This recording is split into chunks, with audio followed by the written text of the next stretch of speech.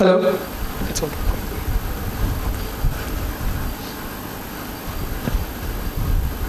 Hello. Hi everyone. Hope you are having a good time here at DevConf, gaining knowledge and insights. So today I'm going to speak about OpenShift AI. So AI is no longer just a buzzword right now. It has become an integral part of everyone's life. Be it autonomous vehicles, like the students were mentioning in their projects, be it virtual assistant in your smartphones, Siri, Gemini, or be it anything related to the medical domain, anything related to the finance domain. We are heavily relying on that, and it's becoming really important aspect. So operationalizing AI is not that trivial. We often get misled that this is something very much related to a core engineering aspect, like a data scientist or an ML engineer worked with anything related to artificial intelligence or any sort of machine learning models. But what I'm trying to showcase over here is, if you look closely, everyone is quite involved in making a production grade product and passing on to the end users or customers. So if you come up with an idea of preparing anything related to a model or an artificial intelligence product, it starts from the business leadership to set up goals.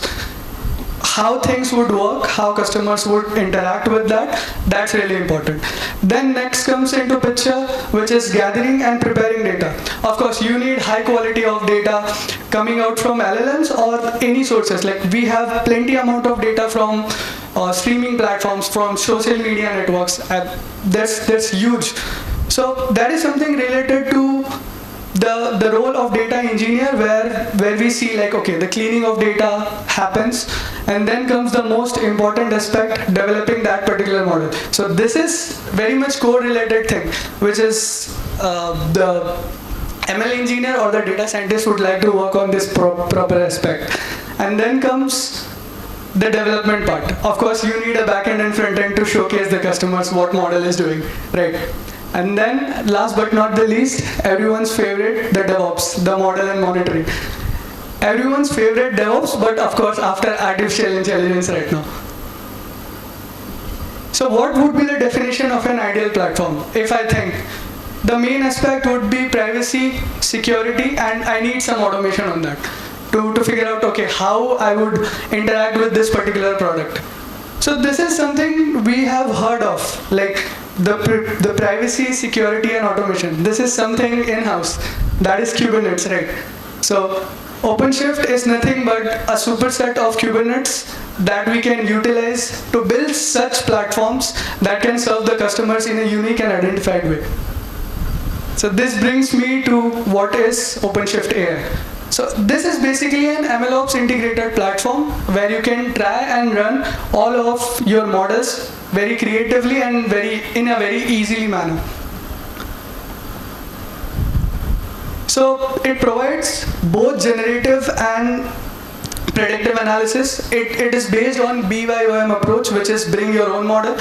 You can try and deploy any sort of model on OpenShift AI and work with it. So as it is OpenShift, you have those three aspects of the ideal platform that I mentioned in the previous slide.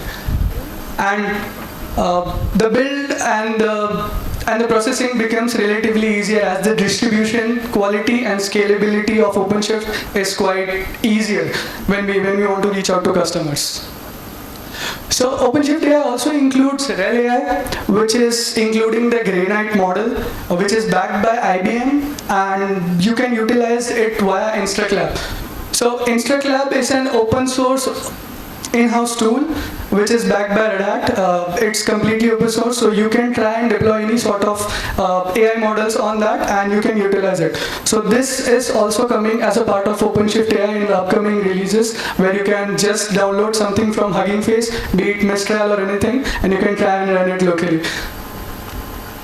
So these are some of the OpenShift AI contributing projects. All of them are mostly open source, and if they are not, we are trying to build on that foundational model and bring it to collectively form the product very well. So the very first is the feature store, which is the Feast.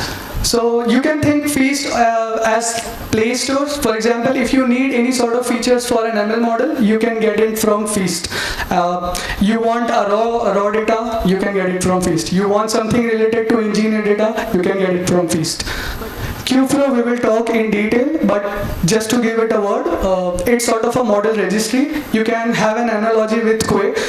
Like we have the image registries on Quay, we can have all those models in Kubeflow. That is very much functional. You can base your OpenShift setup on that a foundational model, or you can bring something from Kubeflow and try to train that in OpenShift AI. Next is the distributed training part. You might see some of the familiar libraries over there, which is PyTorch, Codeflare, Ray, and Cube. The most interesting one over here is PyTorch and Ray, because they combine the computation of your LLM models and help you out in driving those aspects. Q plays an important role in batch scheduling. For example, you don't want the focus of your GPUs or your computation to be on a single job. So multi-threading or multiprocessing comes into picture when you have such job schedulers into OpenShift AI. So that happens via Q. And then the data science pipeline, Kubeflow, again the registry itself. Model serving and monitoring. So you can get something from Hugging Face as well as Kserve.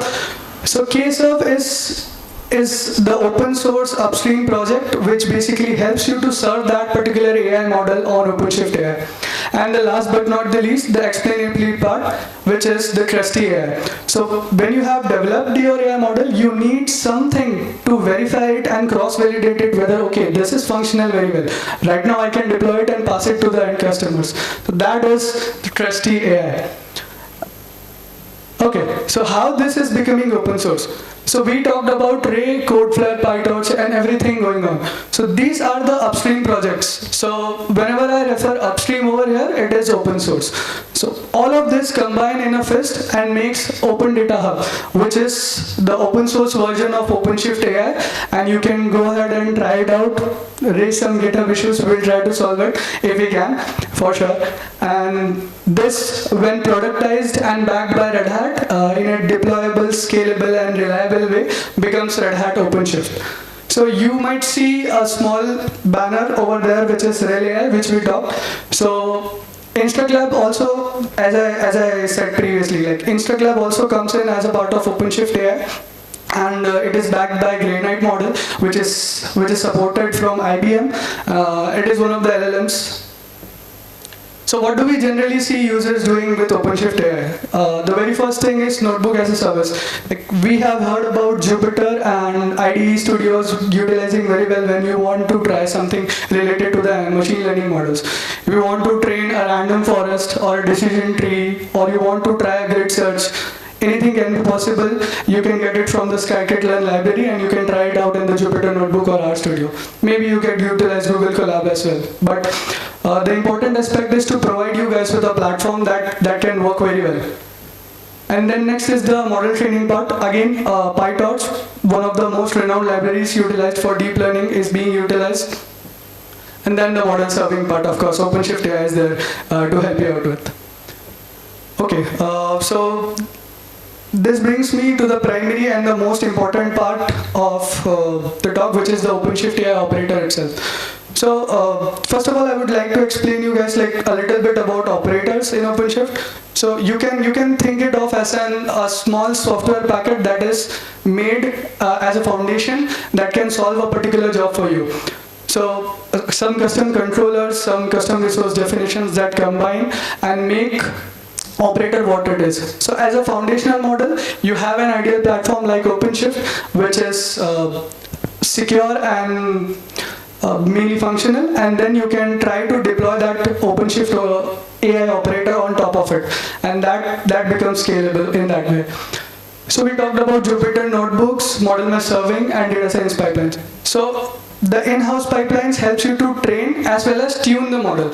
It's not only like you have to rigorously try to train it. You can tune some of the hyperparameters, and you can just try and tune those models.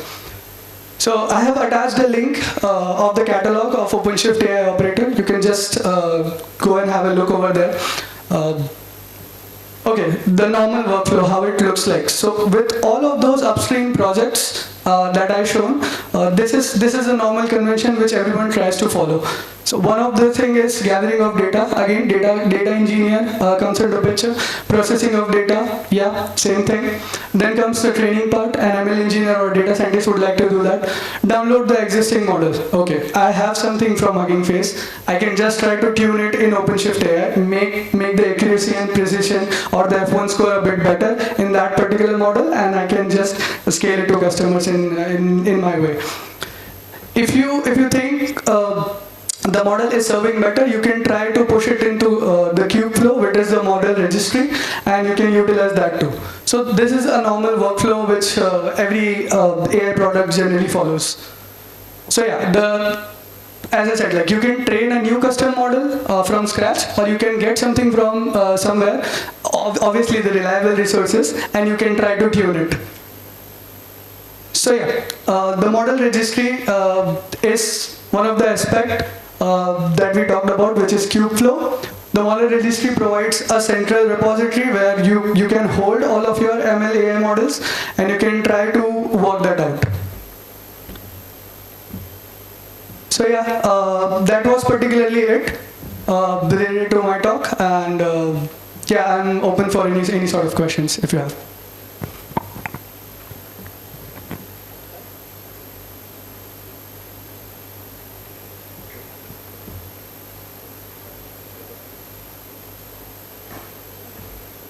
Anyone? Everyone understood everything? Seems like so, yes. Good, thank you. Could you leave a small feedback? Like we have a QR code scanner. Mm-hmm. Yeah. I can make one. Yeah.